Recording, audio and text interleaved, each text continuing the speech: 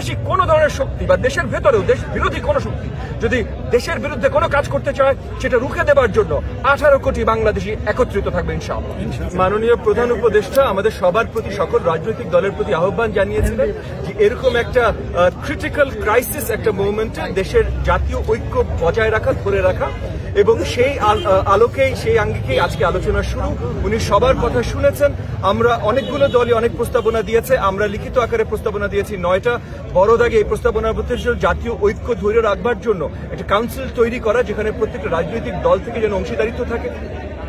ভারত থেকে যে মিসইনফরমেশনের একটা ইন্ডাস্ট্রিয়াল লেভেলের মিসইনফরমেশন তৈরি করা হচ্ছে, মানে ইনফরমেশনের একটা যুদ্ধ শুরু করেছে ভারত বাংলাদেশের বিরুদ্ধে, সেটার সঠিকভাবে যুদ্ধ আকারেই প্রতিকার করা দরকার।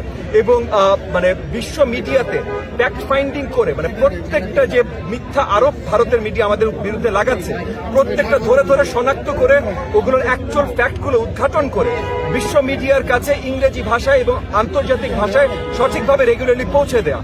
বিশ্বব্যাপী বাংলাদেশিরা যারা আছেন ডিয়াসপোরার বড় বড় জায়গায়, তাদের সহযোগিতা নিয়ে প্রত্যেকটা এমবাসি, মানে high commission, Bangladeshi high commission যারা আছেন, তাদের প্রত্যেকটা হাই কমিশনকে স্পেশাল দায়িত্ব দিয়ে সঠিক ইনফরমেশন ছড়িয়ে দেওয়া।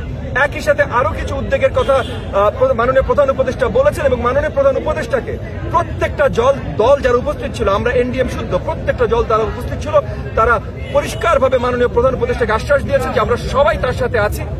জাতীয় ঐক্যে কোনো ধরনের বাধা ঘটবে না, এবং ভারত বা যে কোনো কেউ, বিদেশি কোনো ধরনের শক্তি বা দেশের ভেতরেও দেশ বিরোধী কোনো শক্তি যদি দেশের বিরুদ্ধে কোনো কাজ করতে চায় সেটা রুখে দেবার জন্য 18 কোটি বাংলাদেশি একত্রিত থাকবে ইনশাআল্লাহ।